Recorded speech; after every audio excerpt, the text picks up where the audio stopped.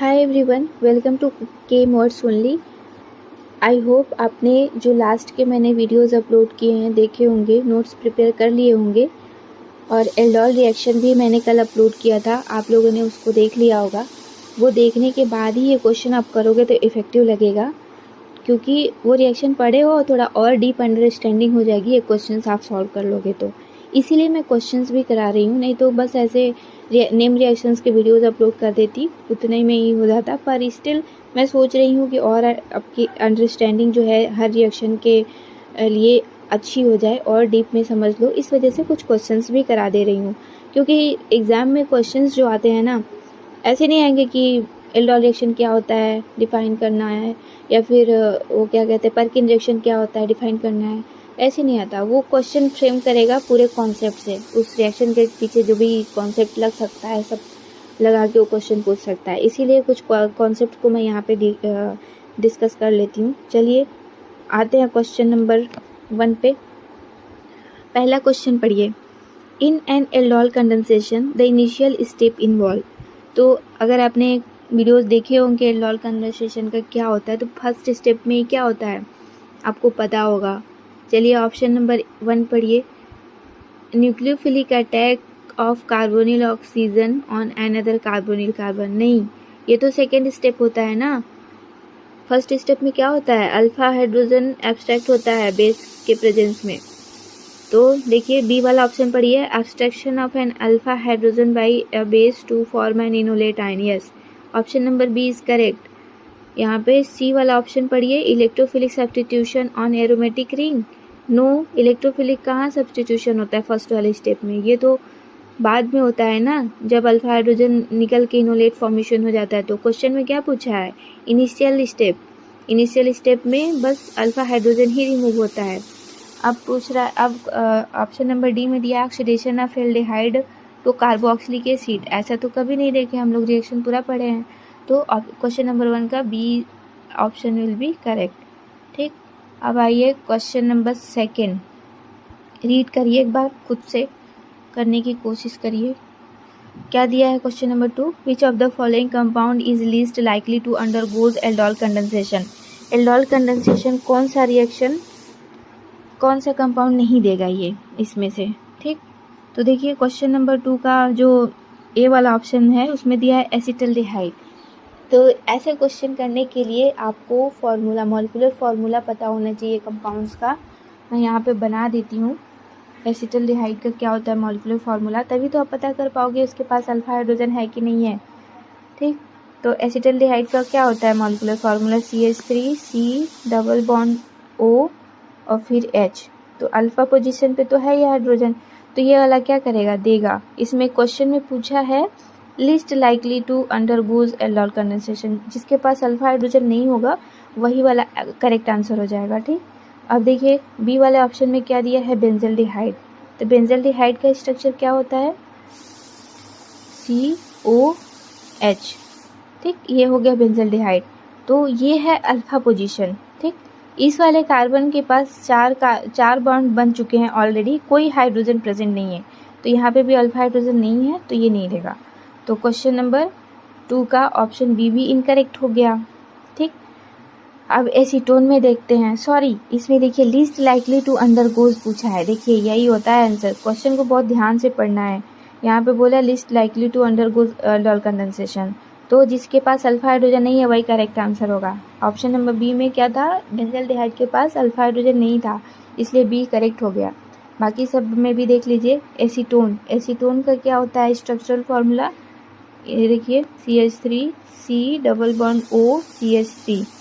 तो यहाँ पर भी अल्फा हाइड्रोजन, ये भी अल्फा हाइड्रोजन, बहुत सारे हैं, तो ये तो देगा ही देगा। ठीक, प्रोपेनॉल को भी देख लीजिए क्या होता है, प्रोपेनल, जहाँ पे AL लगा होता है वहाँ पे एल्डिहाइड ग्रुप होता है। ये हो गया CH2 C double bond OH, ये है प्रोपेनल। तो अल्फा हाइड्रोजन यहाँ पे भी प्रेजेंट है, ये भी देगा। सिर्फ बेंजल्डिहाइड के पास अल्फा हाइड्रोजन नहीं था, इसलिए B option is the correct answer of question number 2। अब आइए नेक्स्ट वाला क्वेश्चन पढ़िए, question number 3, the major product obtained from aldol condensation of acetaldehyde followed by heating is. मतलब कि हीटिंग दे दिया है। देखिए यहाँ पे एल्डोल कंडेंसेशन की बात कर रहा है रिएक्शन की, ठीक है। तो कंडेंसेशन में क्या होता है, H2O रिमूव हो जाता है।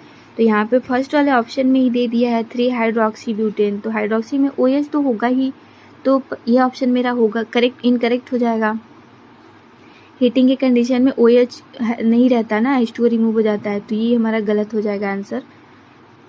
ठीक, अब बी वाला ऑप्शन देखिए। हाँ, इसमें बी और सी में बहुत ही माइन्यूट सा डिफरेंस है, इसको देख के स्टूडेंट्स बहुत मिस्टेक कर सकते हैं। देखिए बी वाला क्रोटोनल डिहाइड दिया है और सी वाला ब्यूटेनल डिहाइड दिया है। दोनों का मतलब ऐसे देखोगे ना स्ट्रक्चर सेम होता है, सिर्फ एक पाई बॉन्ड का डिफरेंस होता है। मतलब क्रोटोनल डिहाइड में 2 हाइड्रोजन कम होता है ब्यूटेनल डिहाइड से। ठीक, लाइए मैं यहाँ पे स्ट्रक्चर ड्रॉ करके दिखा देती हूँ। ये देखिए क्रोटोनल डिहाइड को मैं यहाँ पे ड्रॉ करती हूँ पहले। CH3 CH double bond CH COH। तो देखिए यहाँ पे पाई बॉन्ड आ गया ना, यहाँ पे 2 हाइड्रोजन की कमी है ब्यूटेनल से, इसलिए ये क्रोटोनल डिहाइड जो है करेक्ट आंसर होगा। क्योंकि आप देखते हो जब H2O रिमूव होता है रिएक्शन से तो क्या होता है, एक पाई बॉन्ड आता है। तो यहाँ पे एक पाई बॉन्ड है, इस वजह से क्वेश्चन नंबर 3 का बी ऑप्शन सही हो जाएगा। ब्यूटेनल डिहाइड का देखिए मैं एक बार ड्रॉ करती हूँ स्ट्रक्चर। इसमें क्या है, CH3 CH2 CH2 COH ये है। तो यहाँ पे तो कोई पाई बॉन्ड नहीं आया ना, कोई इसमें कुछ मतलब पता लग रहा है कि कोई हाइड्रोक्सिल कंपाउंड भी था, तो ये ऑप्शन नहीं होगा हमारा। क्रोटोनल डिहाइड करेक्ट आंसर होगा। एसिटिक एसिड नहीं, ऐसा तो बनता ही नहीं है कहीं। ठीक, ये हो गया क्वेश्चन नंबर 3, इसका भी ऑप्शन करेक्ट था। चलिए आइए 4th वाले क्वेश्चन पे, पढ़िए एक बार खुद से, ट्राई कीजिए करने का। क्या दिया इसमें, cross aldol condensation between acetone and benzaldehyde gives.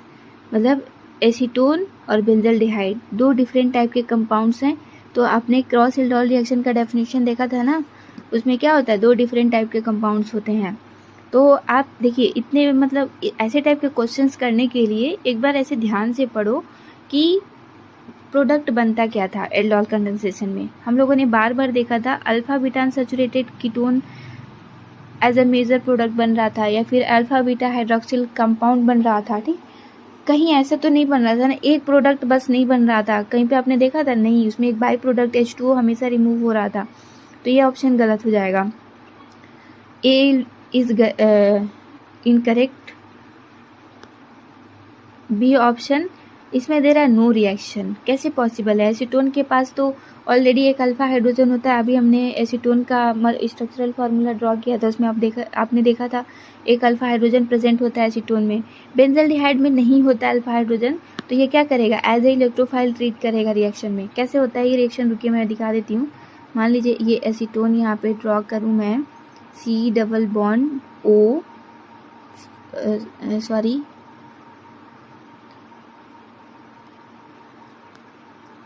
Acetone का स्ट्रक्चर अगर मैं यहाँ पे ड्रॉ करूँ तो ये डबल बॉन्ड O, फिर उसके बाद से CH3। ठीक, तो ये अल्फा पोजीशन, ये अल्फा पोजीशन है। एक हाइड्रोजन यहाँ से बेस सब्सट्रैक्ट करके यहाँ पे इनोलेट आयन फॉर्म करेगा। ठीक, और जो बेंजल्डिहाइड है हमारा, ऊपर मैं बनाती हूँ, बेंजल्डिहाइड का जो स्ट्रक्चर होता है इसमें अल्फा हाइड्रोजन नहीं प्रेजेंट होता है, बट स्टिल ये एज एन इलेक्ट्रोफाइल यहाँ पे पोजीशन तो है ना, ये अल्फा, ये जो पाई बॉन्ड है ऊपर शिफ्ट हो जाएगा और इसका जो निगेटिव साइन है यहाँ पे अब सब जाके रिएक्ट कर देगा कार्बन का। तो ये हमने सब मैकेनिज्म रिएक्शन में पढ़ा है, आप अच्छे से एक बार देख लेना, अगर यहाँ पे नहीं क्लियर हो रहा होगा तो क्लियर हो जाएगा। ठीक, तो इसमें क्या होता है, alpha beta unsaturated ketone as a major product बनता है इस वाले रिएक्शन में। ठीक, देखिए ये वाला, फिर सी वाला, डी वाला ऑप्शन भी पढ़ लीजिए, alcohol as a the only product, नहीं, अल्कोहल कहाँ बनता है उसमें, इसलिए क्वेश्चन नंबर 4 का option C will be correct answer. Now come to the next question, पढ़िए इसको ध्यान से पढ़िए, इसमें थोड़ा सा लेवल अप का क्वेश्चन इसमें मैंने लिखी है। तो क्वेश्चन नंबर 5 क्या दिया है, the driving force for dehydration in aldol condensation. Driving force क्या होता है? ड्राइविंग फोर्स मतलब आप समझ पा रहे हो क्या है यहाँ? मतलब कोई रिएक्शन मजबूर, मतलब इतना वो कंडीशन कैसे आ जाता है कि उसको देना ही देना है वो रिएक्शन, वो ड्राइविंग फोर्स होता है। तो क्या होता है, जैसे लास्ट वाले स्टेप में आप एल्डोल रिएक्शन का देखा होगा, तो H2O रिमूव होता है ना। तो उसमें क्या होता है, एक अनसैचुरेशन आता है कार्बन और कार्बन के बीच में। तो उसका वाला ऑप्शन इसका पढ़िए क्या दिया है पहला, formation of strong CO bond. No, ये तो ऑलरेडी हम लोग जान रहे हैं उसमें कहीं नहीं बनता है, वो ऑलरेडी एक होता ही है प्रेजेंट हाइड्रोक्सिल के स्टेप में भी। रिलीज ऑफ CO2, नहीं, कहीं CO2 तो रिलीज होता नहीं है इस वाले रिएक्शन में। Formation of conjugated alpha beta unsaturated carbonyl compound, हाँ, option number C is correct answer. Oxidation of carbonyl का ऑक्सीडेशन कहाँ होता है? वहाँ पे हमको एसिडिक कंडीशन में थोड़े जाना है, कहीं ऑक्सीडेशन का प्रोसेस नहीं आता उसमें। तो यहाँ पे क्या हो जाएगा, क्वेश्चन नंबर 5 का C option will be correct answer. Now come to the next question. इसको पढ़िए, मैंने इसको क्वेश्चन को जानबूझ के एक बार लिखी हूँ फिर से, क्योंकि जब इस रिएक्शन को मैं एक्सप्लेन कर रही थी वहाँ पे भी ये चीज़ को बताई हूँ, तो आप ये क्वेश्चन ईजिली कर लोगे। पढ़ के देखो, बहुत आसानी से हो जाएगा। क्या दिया गया है इसमें, लिखा है ना, शॉर्ट आंसर टाइप क्वेश्चन पूछ सकता है। अगर आप रिटन एग्ज़ाम देने जाओगे तो हो सकता है मेंस में पूछ ले, या फिर प्री में ही क्वेश्चन फ्रेम कर दे कि दोनों का डिफरेंस क्या होता है, तो आप इजीली कर लोगे। लिखा है explain the difference between the aldol reaction and aldol condensation solution. इस वाले क्वेश्चन पे मैं क्यों इतना फोकस कर रही हूँ, क्योंकि मैं अपने टाइम में जब पढ़ती थी ना, ये डिफरेंस मुझे पता ही नहीं लगता था, कहीं से पता भी नहीं कर पाती थी मैं, कहीं कोई इतना फोकस करके बताता नहीं था, इसलिए थोड़ा सा मुझे था उस समय प्रॉब्लम, इसलिए मैं इस पे फोकस करके अच्छे से क्लियर कर दे रही हूँ क्वेश्चन को। तो क्या होता है aldol addition reaction? Enolate formation and nucleophilic addition lead to the beta hydroxyl carbonyl compound. Beta hydroxyl carbonyl compound तक ही प्रोडक्ट बनता है जब एडिशन रिएक्शन होता है। जैसे ही हीटिंग कंडीशन दे देगा वहाँ पे एल्डोल कंडेंसेशन हो जाएगा। कंडेंसेशन का मतलब क्या होता है? Further dehydration of beta hydroxyl product specially under heat. अगर हीट प्रोवाइड करते हैं वहाँ पे तो H2O रिमूव हो जाता है, ठीक। Result in the alpha beta unsaturated carbonyl compound, ठीक। ये होता है difference between aldol reaction and aldol condensation. I hope आपको क्लियर हो गया होगा ये दोनों difference. Now come to the next question.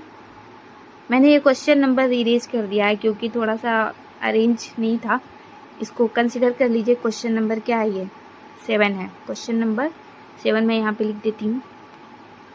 Which of the following is are correct condition for aldehyde और ketone to undergo aldol condensation. Aldol condensation होने के लिए क्या क्या प्राइमरी रिक्वायरमेंट होता है, ये चीज़ आपको मैंने जब डिफिनीशन बताया एल्डोल रिएक्शन का उसी टाइम पे बता दी थी। चलिए फटाफट से सारे ऑप्शन पढ़ के बताइए कौन सा ऑप्शन सही होगा।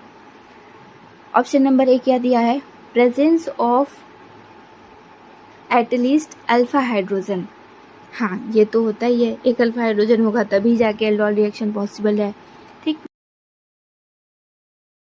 Alkali base as a catalyst, हाँ ये भी सही हो गया। दूसरा क्या है? Aldol condensation takes place only in the aldehyde and ketone.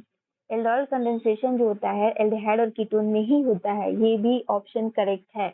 तो यहाँ पे सारे ऑप्शन करेक्ट हैं, तो इसलिए option number D will be correct answer because all the options are feasible for the aldol condensation reaction. 7 का option number D will be correct answer. Now come to the next question.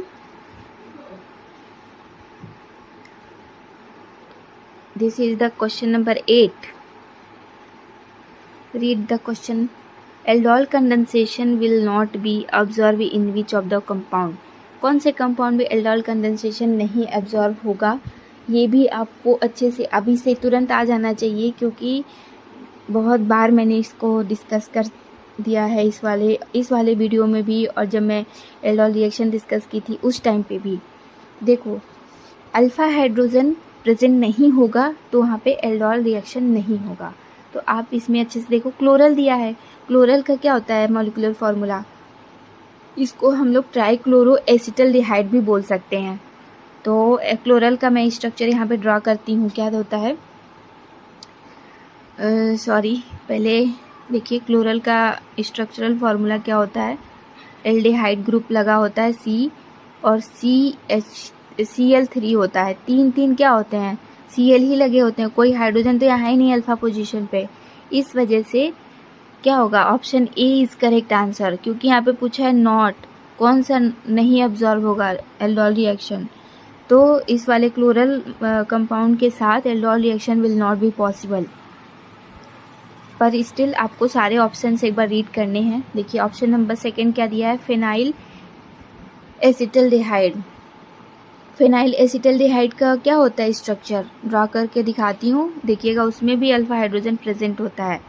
This is the phenyl acetaldehyde, CH2COH। यहाँ पे alpha position पे दो hydrogen है, तो ये तो aldol condensation देगा ही।